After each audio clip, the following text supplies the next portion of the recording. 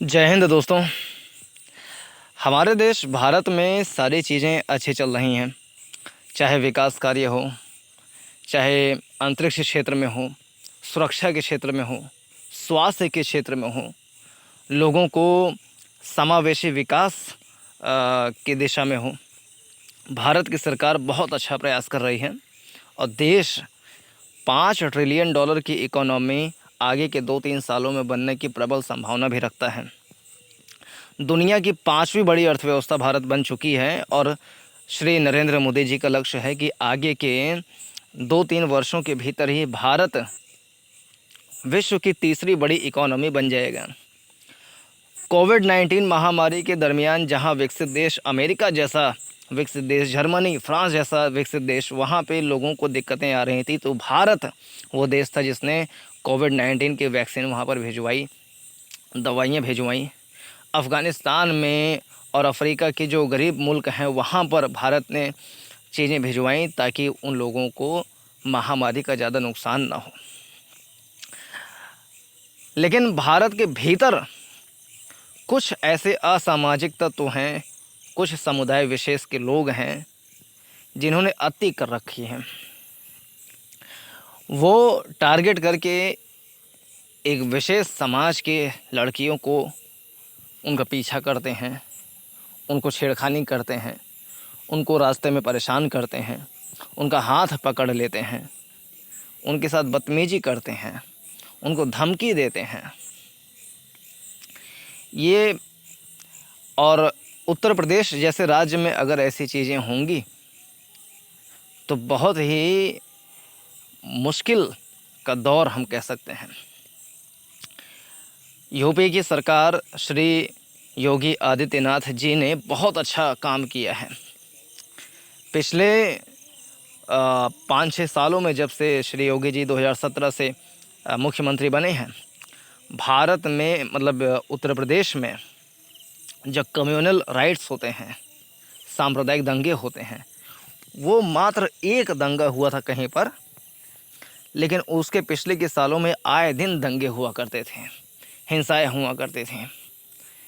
श्री योगी जी की सरकार में महिलाओं को सशक्त किया गया, जो महिला पुलिसकर्मी हैं उसकी संख्या को बढ़ाया गया, विकास कार्य जैसे हाईवेज़ हो गए इन सब की संख्या बढ़ाई गई, मेडिकल कॉलेजेस, अस्पताल, इन सब की संख्या बढ़ाई गई।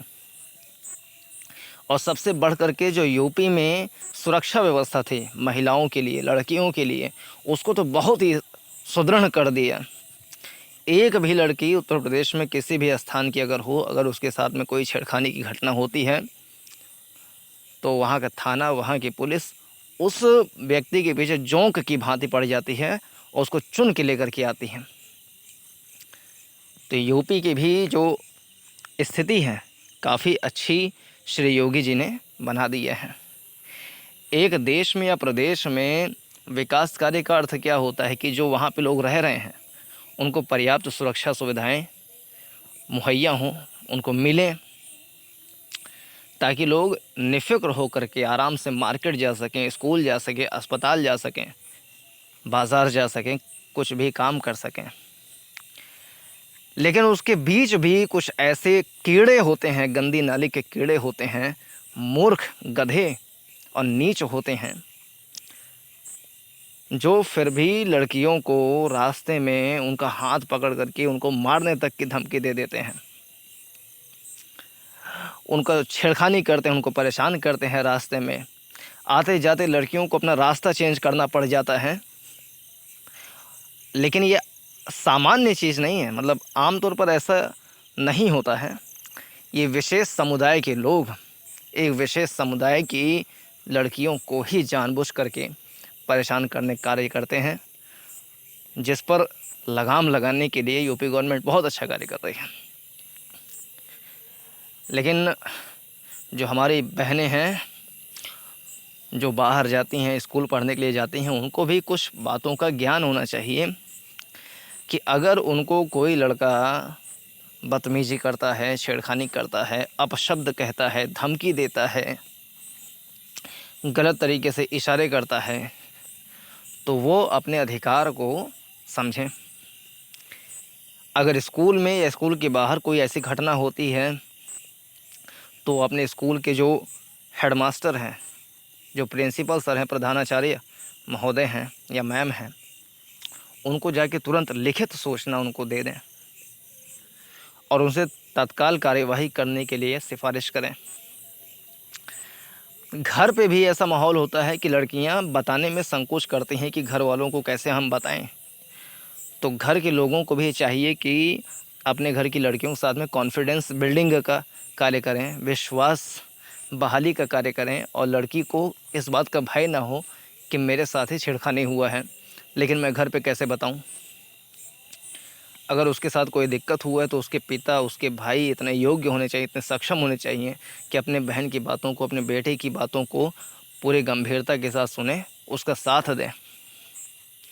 और जो स्थानीय पुलिस है वो भी ऐसे मुद्दों पर तत्काल कार्यवाही करें और जोंक की तरह उनके पीछे पड़ जाए, उनको खींच करके चौराहे पे घसीट करके थाने में लेकर के जाएं और फिर उनका सेवा करें। हमारे संविधान हो, संविधान में भी बहुत सारे अनुच्छेद हैं, जैसे अनुच्छेद 14 है, 15 है, 16 है, महिलाओं को समानता का अधिकार देता है।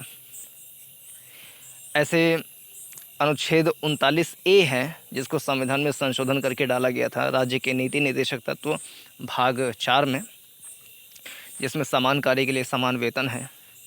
अनुच्छेद 44 है जो समान नागरिक संहिता की बात करता है, जिसमें महिलाओं के अधिकारों को सशक्त करने की बात कही जाती है, जिसके लिए भारत सरकार प्रयासरत है। ऐसे अनेक कानून हैं जो जैसे कि पॉक्सो अधिनियम 2012 का है।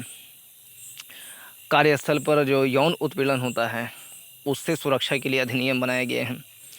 और जो भारतीय दंड संहिता, जिसका नाम चेंज करके भारतीय न्याय संहिता रख दिया गया है, उसकी धारा 354A और 354D में महिलाओं के प्रति अश्लील इशारों, अश्लील टिप्पणियों, पीछा करने पर कठोर कारावास की सज़ा या जुर्माना या दोनों लगाए जा सकते हैं। ऐसी व्यवस्थाएं हैं। गूगल खोल करके, ज़्यादा कुछ करने की आवश्यकता नहीं,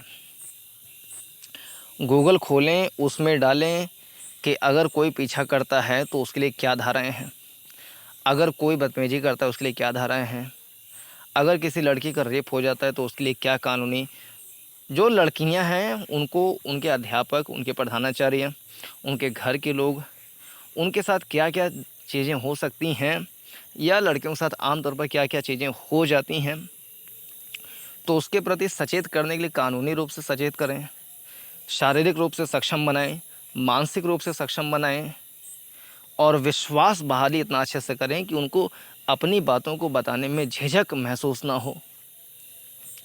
तब जाकर के एक सशक्त समाज का स्थापना किया जा सकता है और सशक्त देश, सशक्त राष्ट्र बनाया जा सकता है।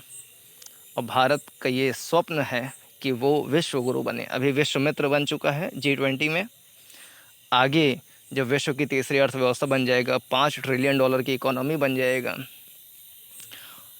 यानी कि आज से 2047 के पहले पहले जब भारत आज़ादी का 100वां वर्ष मना रहा होगा, वर्षगांठ मना रहा होगा, तो उस समय तक भारत विश्व गुरु बने। इसके लिए ज़रूरी है कि एक सशक्त, एक सुदृढ़ समाज की स्थापना हो, जहाँ पे लोगों की शिक्षा का स्तर अच्छा हो, बौद्धिक ज्ञान का स्तर अच्छा हो, सुरक्षा का माहौल रहे।